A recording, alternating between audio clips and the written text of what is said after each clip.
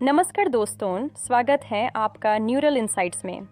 आज तारीख है 24 दिसंबर 2025 और साल ख़त्म होते होते एआई की दुनिया में जो चल रहा है, यूज़ देखकर लगता है कि शायद पूरी दुनिया की इकोनॉमी सिर्फ जीपीयू और एल्गोरिदम के दुम पर ही सांस ले रही है।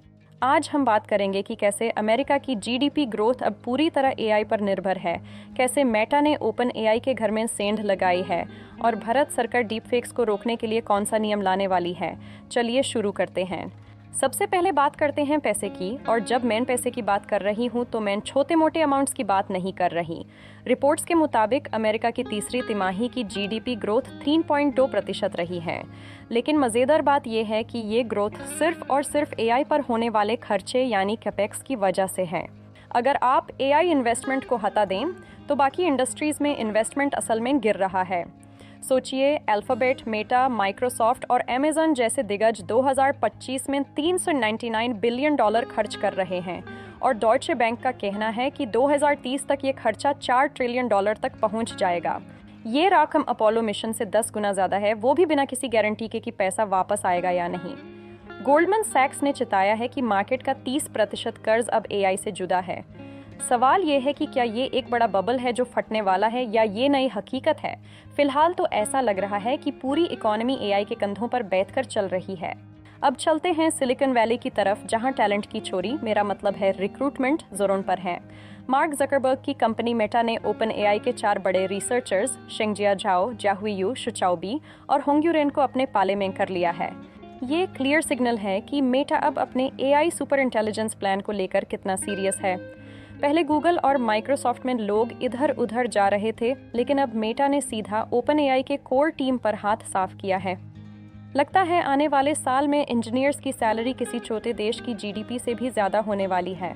अब बात करते हैं अपने देश भारत की। भारत सरकार ने साफ कर दिया है कि वो डीप फेक्स और मिस इन्फॉर्मेशन के साथ कोई समझौता नहीं करेगी।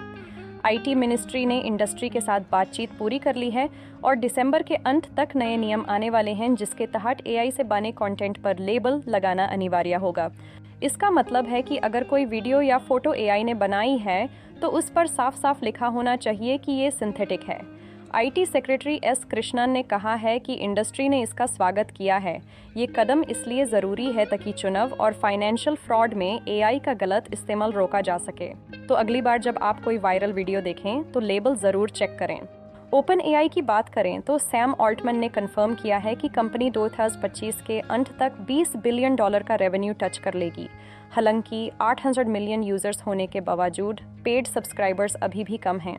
एक और बड़ी खबर यह है कि माइक्रोसॉफ्ट और ओपन एआई के रिश्ते में थोड़ा बदलाव आया है।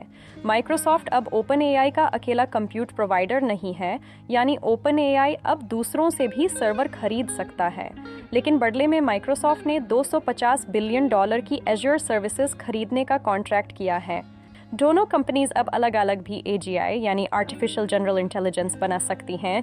मतलब साफ है, दोस्ती अपनी जगह लेकिन धंधा अपनी जगह। आखिर में देखते हैं कि एआई असल जिंदगी में कहाँ काम आ रहा है। ज़ारा जैसी रिटेल कंपनी इन्वेंट्री और प्राइसिंग के लिए एआई यूज़ कर रही है। वहीं मेडिकल फील्ड में एस्ट्राजेनेका ड्रग डिस्कवरी में एआई का यूज़ कर रही है और आंखों की बीमारियों को पकड़ने में एआई अब डॉक्टरों से भी तेज़ हो गया है। ग्लाउकोमा और डायबिटिक रेटिनोपैथी डिटेक्ट करने में एआई की एक्यूरेसी इंसानों से बेहतर पाई गई है। आउटरो तो दोस्तों, ये थी आज की बड़ी अपडेट्स।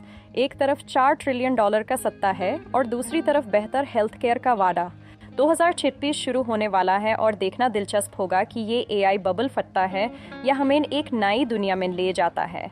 अगर आपको ये अपडेट पसंद आया तो लाइक करें और चैनल को सब्सक्राइब करना ना भूलें। मिलते हैं अगले वीडियो में।